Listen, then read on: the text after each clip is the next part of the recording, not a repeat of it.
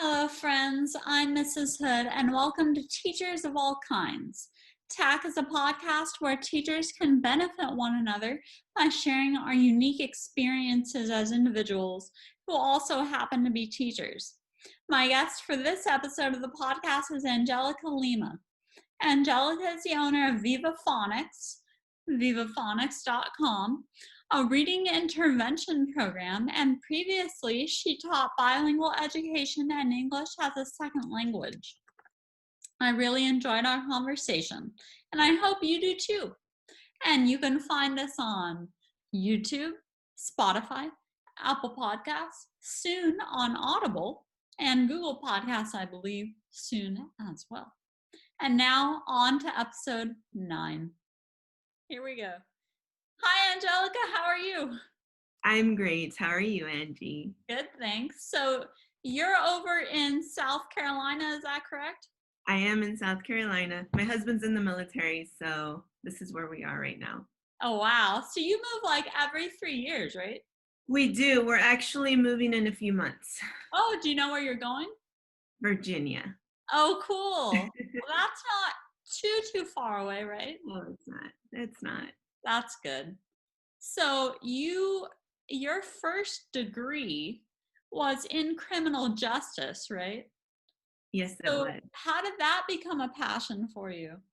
I've always been interested in the law side of things. And so I originally thought I would go to law school. Okay. And then, it's money.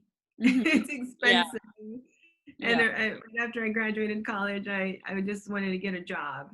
Mm-hmm. And I've always wanted to work with kids, to help kids. And so my first job was actually working my first job after college was working at Child Protective Services. I Oh, did that wow. for a few months.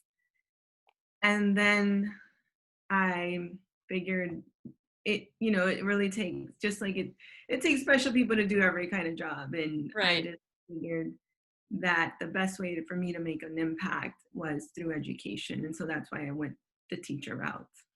Yeah, I worked in mental health for a few years before I went the teacher route, and that was really tough too.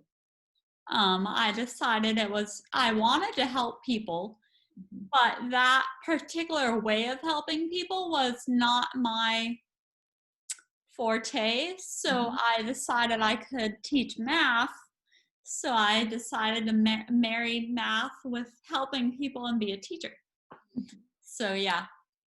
Um, and then you went into bilingual education, is that correct? As a teacher, I was in Texas, and Mm-hmm. so I know Spanish from my parents. Mm-hmm. They are both from Mexico, Oh, and that's how I learned Spanish.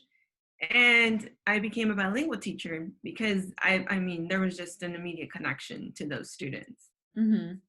And so that's what I did for a And few you did years. that for how long? For I think it was 9 years in Texas. I honestly don't even remember. 9 years. Oh, wow. So did you enjoy being a bilingual educator and teaching English as a second language? Was that a lot of fun? I loved it. So my students, it's funny is that we hear how the bilingual students, they're further behind than general ed. But one thing, I taught fourth grade in Texas, and I really just instilled in my students to work hard. And believe it or not, my class usually outperformed the general ed classes when it came to the state standardized tests. Wow. And so that just shows you that it just takes extra work and And the right resources. and excuse me, go ahead. And the right resources. The right resources, but you know what? It at the end of the day, it comes down to hard work, and if the kids and the families and if the teachers believe in basically anything being possible, and setting those high expectations for kids and believing that they can excel Mm. at higher levels. Mm. But Go ahead. Sorry. oh no, that's it. It's just believing in it, doing the work, and at the end of the day, you achieve your goals. So did you involve the parents a lot? The parents were so one of the things that I always remember when I first started interviewing for teaching positions was a principal. I asked the principal, how involved are, this was during my interview, I said, how Mhm. involved are the parents? Mhm. Because that was just a question that you would ask, like, how involved are the parents in the school? Uh-huh. And she told me, well, they're involved as you get them.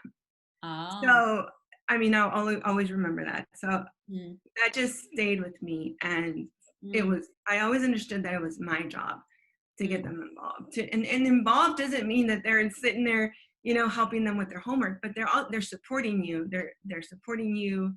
They're supporting their students' efforts. They tell their kids, they make sure their kids do the extra work, whatever it is, come to school every day on time. Little things like that. That's involvement. Yeah, that's amazing. That's really powerful. Um, that actually really inspires me. I'm gonna keep that in mind too. Wow. Yeah. And also, as part of being a bilingual educator with Spanish as the other language, did you incorporate Latino culture into the lessons as well? I really tried. So Hmm. my kids their native language is Spanish, and it was, one of those transition years where we were doing all of the academic subjects in English. Hmm. And you really try to incorporate cultural culturally relevant not topics, but material into your lessons, but it's not easy to find that. Yeah. It's just not. I mean, that was a few years ago, and I don't know if it's easier now. Hmm. But one of the books that we always read was Esperanza Rising. That was one of the culturally relevant texts Hmm. that that we read. Esperanza Rising. Esperanza Rising. Oh, Yeah. cool. Well, it's probably, do you think it's easier in in language arts to incorporate culturally relevant curriculum than in math, for example? Do I think it's easier? Yeah, because you can find maybe books that have topics that are in Latino culture, whereas, like, as a math teacher, Or I can teach a little bit about like the history of math and the Aztecs and the way they did math and things like that. But I feel like with books as part of your curriculum, it might be easier. I don't know. yeah, I guess we could say that it is easier because there are stories that are more representative of different cultures. Hmm. And with math, you're dealing with numbers Hmm. and just basic facts. So yeah, I would say it's easier. Yeah. Yeah. And then how did the specific topic of reading intervention become your main focus? Why is that most important to you? Well, I I left the classroom a few years ago, and I started, I was trying to figure out what I could do with my husband being in the military and what I could do with our moving around situation, and kind of looking for some stability where I can build something on my own Yeah. and it be stable. Hmm. And so even being a classroom teacher, I constantly have to get recertified in a new state, pay the fees, Hmm. and then apply to jobs all over again. So Yeah. then, and so that's when I thought, well, I know how to teach. I Yeah. thought I knew how to teach. I know how to teach, so I can do some tutoring. I can help kids Yeah. one-on-one. There's always kids who need extra support. And I put I started looking at, there's a website, or yeah, it's a website, I guess you could say, and it's called care.com. And Oh, I don't know if you're familiar with it, but families can post needs for a babysitter, a house cleaner, a pet sitter, everything. You've got it all on there. And I created a profile, and I just started looking for kids that needed support and responding to different posts. yeah. And Mm-hmm. my first kiddo, okay, rewind. I was a fourth grade teacher Uh-huh. for a few years. Okay, this kid whose post I saw was in fourth grade, so I thought, oh, perfect. I can teach him. I've been a fourth grade teacher. But as a fourth grade teacher, when my kids come in, they know how to read. Uh-huh. And if they don't know how to read, they're a little behind. And then, my thought then was, well, some kids will just never get it. That was my thought. Because I didn't know how to teach someone to read from scratch, when they Right. came From the beginning. Mm-hmm. And so this fourth grader, well, he needed to learn to read from scratch, from the beginning. Wow. He could not read Oh. simple words like Mhm. hot and bat. He had to sound those out. And so what did I do? What does everyone do? I Googled, how do you teach reading? And I ran into a website. I think it's called the National Right to Read Foundation. I don't know if it's up anymore because the founder has actually passed away. I Oh. actually was able to meet him online, of course, and talk to him a little bit about teaching reading in my phonics program when I first started. Oh, wow. He is Robert Sweet Jr. And he passed, was it earlier this year? Mm. I What's think the name of his website? National Right to Read Foundation. Let's see if it's up.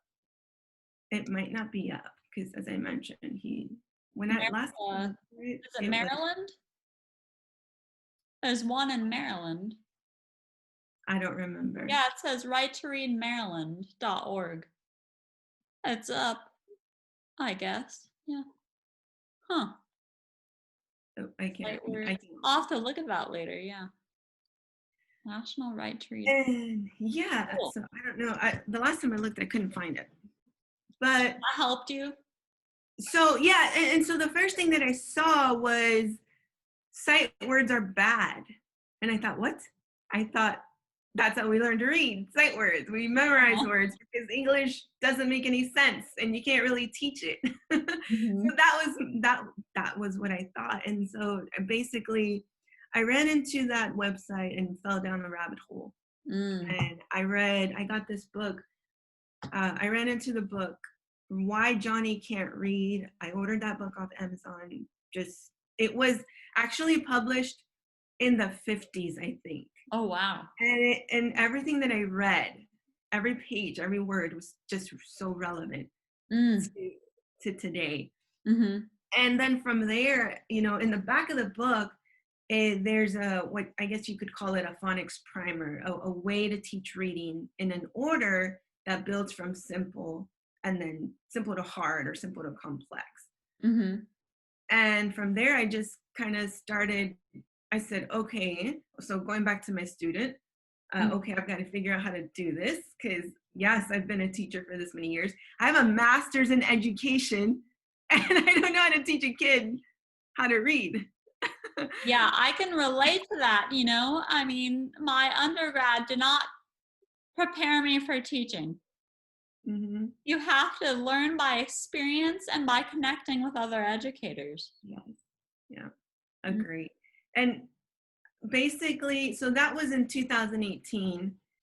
And I just have been consuming books about phonics, about how kids learn to read. And at the same time, building resources for my students. So after him, I started working with, a few more kids. Slowly, it started to grow, and I just needed more resources to keep up with. They were learning, so okay, what was next? I had to keep up with them. and continue to build on the resources that I had started. And that was with games, with stories. And so basically we teach a phonics pattern and the kids practice reading, and then they practice reading the words in context, in stories, in sentences, and in stories.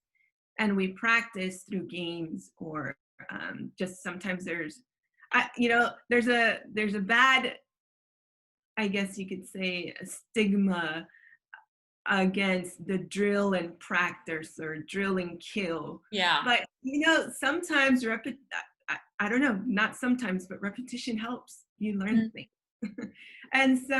And that's what we do. We practice, and I try to keep it engaging. Sometimes it's not engaging, sometimes it's laborious, and it can be not exciting, but it is very exciting. The kids get very excited when they realize that they can learn to read. Oh, good. And that elusive goal of learning to read is actually not even within reach, but it's happening. They're there. So that's really amazing. I think that the thing about practice makes perfect is a little misleading, but practice makes permanent is a little more accurate, I think. So if it is like accurate practice, I agree that practice and practice and practice is good. Definitely.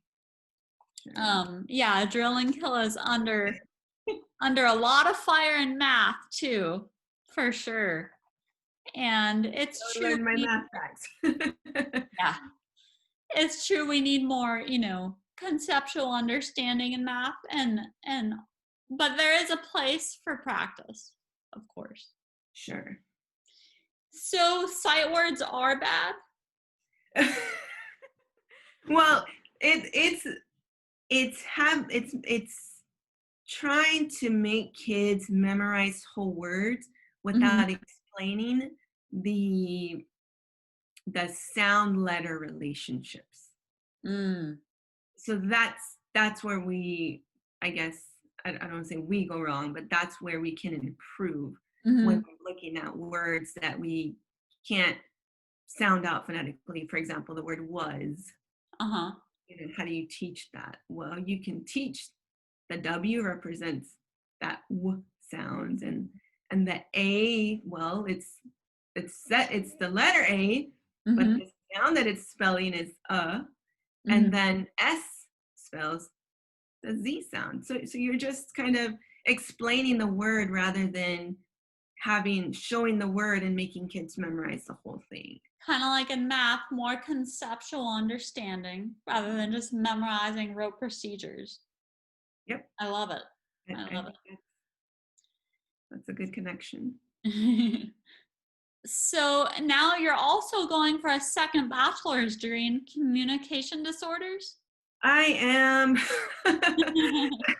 I should be finished with it in the spring. I'm 6 classes in, and it's like everything leads to another road. Yeah. And so what I found was that a lot of my students who were struggling with reading or considered dyslexic also had issues with, and I don't even know if this is the right way to say it, but speech delays. And I could teach them to read, but then I didn't really know how to assist with a language delay and support their speech development. And so that's why I thought, well, what do you need to learn to be able to do this? And then, so that's why I just said, okay, well, speech language pathology. Okay, speech language pathologists also help. Some also work with kids who need reading assistance. And I just started looking into that. I've got to go to graduate school. So first I have to get another degree or take these leveling classes. And then I have to go to graduate school again and get a degree in speech language pathology. So I'm looking to attend graduate school next fall. But that's more mobile because you don't have to be certified in every state, right? You know what? I think you do need to have a license in the state you're practicing. I'm hoping that it's not as complicated. My husband's not going to be in the military forever, and it's going to be a while before I graduate. So I'm really looking forward to finishing up and getting some practice in speech language pathology. Cool. Mhm. Do you miss being a classroom teacher? I actually do. It's, when I was a teacher, I had so much fun with my kids. I smile a lot. I don't know if you noticed that, but it's like every time I'm talking, I'm smiling. And so they never took me seriously. I think, I would try to get mad at them and they would just laugh at me and then I'd laugh again. And so, but there was good rapport there. We had a great relationship. It was fun. It was always fun. But you have fun tutoring too. I do. It's a little different because most of my kiddos, it's one-on-one, so they're not really feeding off each other or learning from other kiddos, but they do get more practice, more individualized practice, I guess we could say, and I try to make it as fun as I can. They love to talk, and I always have to redirect them. Okay, we got to read. We have to read. Do you do all of your tutoring online? Yes, right now it is all online. I did tutor a few students at my house for a few months. And then I just switched to all online because of school, and I just needed, when you're teaching online, it's hop on and hop off. It's just a lot quicker. All of my resources are online. I don't have to print anything or create extra activities for the in-person tutoring kiddos. So it's just more convenient right now. For sure. Yeah, I agree. So tell me about Viva Phonics. You have a business. It is my little business. It's a collection of resources that I started to create when I started teaching. Because I started teaching online, everything is online. And it is a complete reading curriculum that it's geared towards struggling readers. And what I mean by that is there are things that I can teach my struggling readers who are a little bit older versus trying to teach, a 6-year-old who's just learning how to read and doesn't have a whole lot of oral language to make meaning from the words that we're reading. One second. Okay. Oh, sorry, it was my dog. Cute. What kind of dog do you have? I have 2 dogs, Nico and Luna. They're both pit mixes. They're both rescues. They're my little mutt children. Aw, that's cute. I'm allergic to fur. So Oh no! Love dogs. Hate cats though. I do not like cats. I don't have anything against cats, but I don't have cats. Oh, I wish I could have a dog. I'm actually hypoallergenic dogs like Wheaten Terriers are fine for me. But my husband tends to be allergic still sometimes. So we're both allergic. So we don't have any pets. No pets. Oh no. No pets, no kids. Yay. Well, no kids here. But we have dogs. Our dogs are our kids. That's nice. That's cute. So I'm going to move on to the wrap-up questions. We've reached that time. What is a skill or quality you have that you are most proud of, and what is one that you plan to work on? Skill that I'm most proud of. You know what? It's taken me 2 years to learn how to teach kids to read. So I think I'm most proud of that because I have seen the transformation in kids when, they go from feeling like they'll never get it to just, I guess you could say, some people call it breaking the code and learning how to read. Mm. So I'm most proud of that. And what was the second part? Oh, what is a skill or quality that you plan to work on? And that has to go with becoming an expert in, which is why I'm in school right now, in helping with language development and in kids who have language delays, and just helping them improve their communication Mm-hmm. as well as their reading skills. Mm. And how do you stay inspired? Like, what does your self-care routine look like? Oh, self-care. I need to get better at that. I don't sleep a lot.